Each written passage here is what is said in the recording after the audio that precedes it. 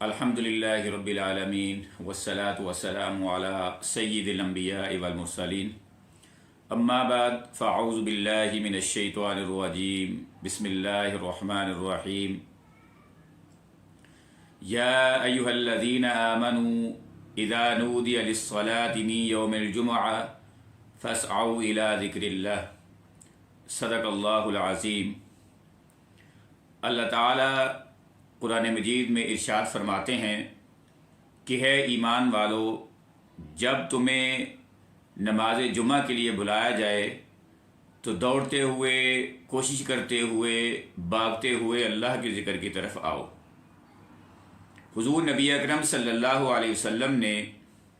حدیث مبارکہ ارشاد فرمائی جمعہ کی فضیلت بیان کرتے ہوئے کہ تم میں سے جو شخص جمعہ والے دن غسل کرے، پاک صاف کپڑے پہنے، خوشبو لگائے اور سب سے پہلے مسجد میں پہنچے تو اس کو اللہ تعالیٰ کے راستے میں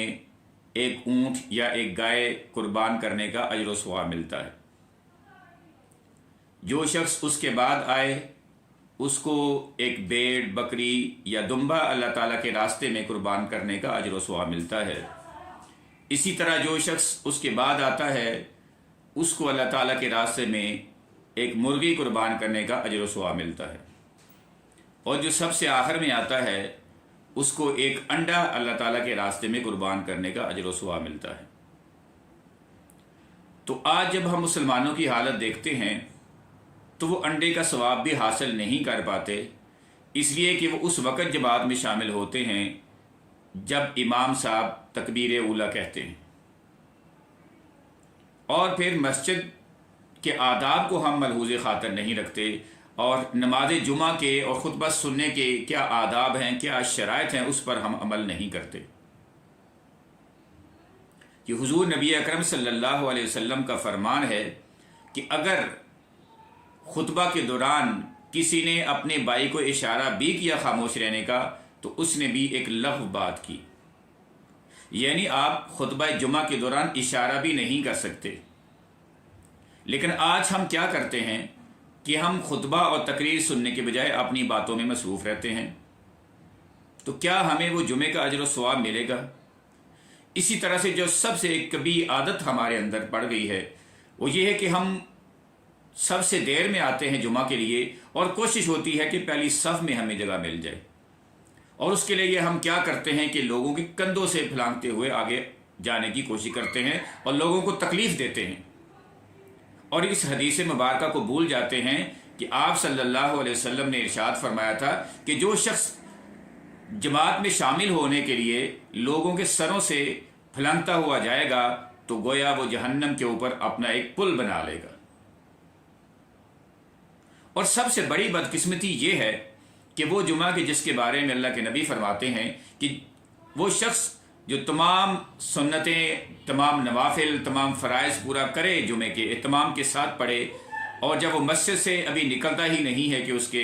ایک ہفتے کے صغیرہ گناہ معاف ہو جاتے ہیں۔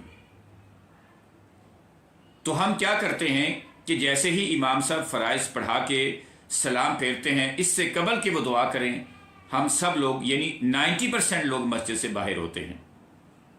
تو یہ ہماری بدقسمتی ہے کہ جمعہ جو خیر و برکت کا دن تھا، فضیلت والا دن تھا، اجر و ثواب حاصل کرنے کا اور اپنے گناہوں کو معاف کروانے کا دن تھا، اس میں ہم بجائے اس کے کہ ثواب حاصل کرتے ہم گناہ اپنے سروں پہ لاد کے واپس آتے ہیں۔ اور یہ بڑی بدقسمتی ہے کہ ہم نے اہتمام کیا، اچھے طریقے سے غسل بھی کیا، اچھے کپڑے بھی پہنے اور پرفیوم بھی، خوشبو کا استعمال بھی ہم نے کیا، لیکن اس کے باوجود نہ تو ہم نے خطبہ سنا، نہ ہم نے تقریر سنی، ہم نے صرف 2 فرض ادا کیے اور فوراً ہی مسجد سے باہر آ گئے، اور ہم تمام اجر و ثواب سے محروم ہو گئے۔ تو بحیثیت مسلمان کے میں نے دیکھا ہے کہ دنیا کے معاملات میں تو ہم سب سے بڑھ چڑھ کر حصہ لیتے ہیں اور بہت زیادہ وقت بھی لگا دیتے ہیں، لیکن جو ایک مومن کی نشانی بتائی اللہ کے نبی نے کہ مومن کا دل تو مسجد میں اٹکا ہی رہتا ہے، کہ وہ دنیا کے کاموں میں آ کے لگتا بھی ہے تو اس کی خواہش ہوتی ہے کہ جلدی آذان ہو، اللہ تعالیٰ کی طرف سے بلاوا آئے اور میں مسجد میں پہنچوں، جبکہ ہمارا رویہ اس سے بالکل ہی برعکس ہے کہ ہم کیا کرتے ہیں کہ ہم مسجد سے دور رہنے کی کوشش کرتے ہیں۔ ہمارے دل کہاں پہ لگتے ہیں؟ بازاروں میں، دکانوں میں، ہوٹلوں پہ، گھروں میں، تو کیا آج ہم یہ فیصلہ کر پائیں گے کہ ہم حقیقی مومن ہیں بھی ہیں کہ نہیں؟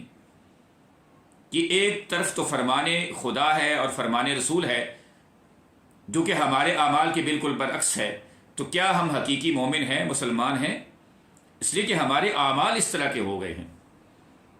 اور ہر جمعہ کو یہ چیز دیکھنے میں آتی ہے کہ لوگ کندھوں سے اور سروں سے بھلانتے ہوئے جا رہے ہیں اور دوسرے کو تکلیف میں مبتلا کر رہے ہیں۔ اگر آپ امام صاحب کے پیچھے صف میں کھڑا ہونا چاہتے ہیں تو آپ کوشش کریں کہ آپ پہلے تشریف لے آئیں۔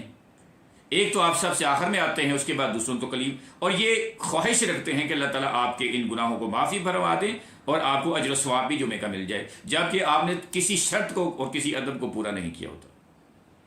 تو یہ لمحہ فکریہ ہے ہمارے لیے کہ ہم کہاں پہ جا رہے ہیں۔ اللہ ماشاء اللہ نماز کی ادائیگی تو ہم کرتے نہیں ہے۔ ایک جمعے کا دن ہوتا ہے برکت والا، فضائل والا اور اجر و ثواب والا، درود شریف پڑھنے کی بھی فضیلت ہے اس میں، بہت سارے فضائل اللہ کے نبی نے فرمائے ہیں جمعے کے دن کے، لیکن بدقسمتی سے ہم تمام اپنے جو اعمال کرنے ہوتے ہیں ان کو اپنے ہی حرکات سے ضائع کر دیتے ہیں۔ تو بحیثیت مسلمان کے آپ نے سوچنا ہے کہ جمعہ والے دن ہم نے کیا اعمال کرنے ہیں کہ جس کی وجہ سے ہم جو ہے اللہ تعالیٰ کے ہاں اجر و ثواب کے مستحق ٹھہرے۔ یہ مختصر سا پیغام تھا نماز جمعہ کے حوالے سے۔ فضائل آپ علماء سے سنتے رہتے ہیں، آپ کے علم میں ہے، کوئی نئی بات نہیں ہے، اور کوئی ایسی بات نہیں ہے کہ جس کے بارے میں آپ یہ کہیں کہ ہمیں اس بات کا علم نہیں ہے۔ تو اللہ تعالیٰ سے دعا ہے کہ اللہ تعالیٰ جو کچھ ہم دین کی بات سنتے ہیں، اسلام کی بات سنتے ہیں، اللہ کا فرمان سنتے ہیں یا نبی کی حدیث سنتے ہیں، اس پر اس کو سمجھنے کی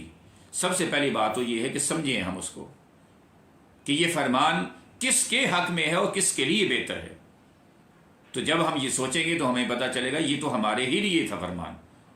اور اگر ہم اس پر عمل کریں گے تو یہ ہمارے دنیا اور آخرت میں بہتری کا سبب بنے گا۔ اور اس کے بعد اگلا قدم کیا ہے کہ اس پر عمل کریں۔ جب آپ نے خود عمل کر لیا تو پھر اس پیغام کو آگے پہنچانا بھی ضروری ہے،